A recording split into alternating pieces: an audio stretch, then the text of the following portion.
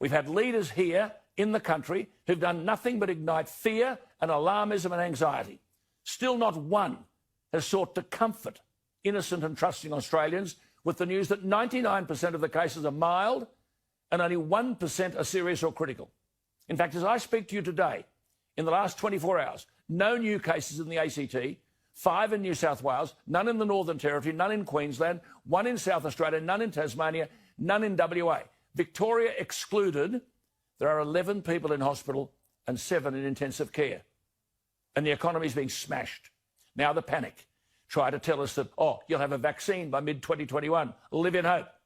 When the medicine we've been dished out is nothing but fear, and people have had their freedoms crushed, their very spirits destroyed, lockdowns imposed with no evidence presented that they work. Blunder on, lecturing people. And instead of reading out these meaningless statistics every day to frighten everybody, why not tell the public that worldwide there are 700,000 deaths from coronavirus, but there are 60 million deaths in the world every year? 60 million. Why do we have to have this daily recitation of cases? Is there any other disease for which this happens? Cancer? So far this year, there have been 5.1 million deaths from cancer. We don't get daily updates. This is nothing more than a political stunt to justify taking away our liberties and our freedoms, locking the joint down, making sure we obey. Oh, and if you don't cop, you'll cop the punishment. Grab power over everybody, which they most probably don't intend to surrender. Why not tell the Australians that 440 people die in Australia every day? In 6 months, we've had 420 deaths from coronavirus.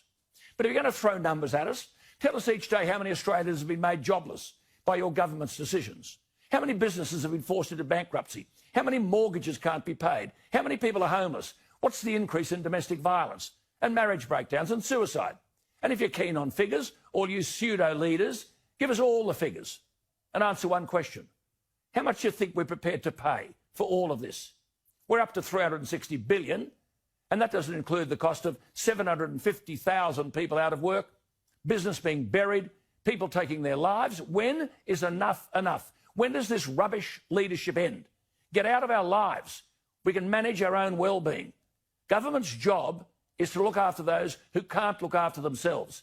The elderly should have first call on those services. Instead, governments drunk with power are trying to manage all our lives, and they've failed. And it's time we told them we resent the failure.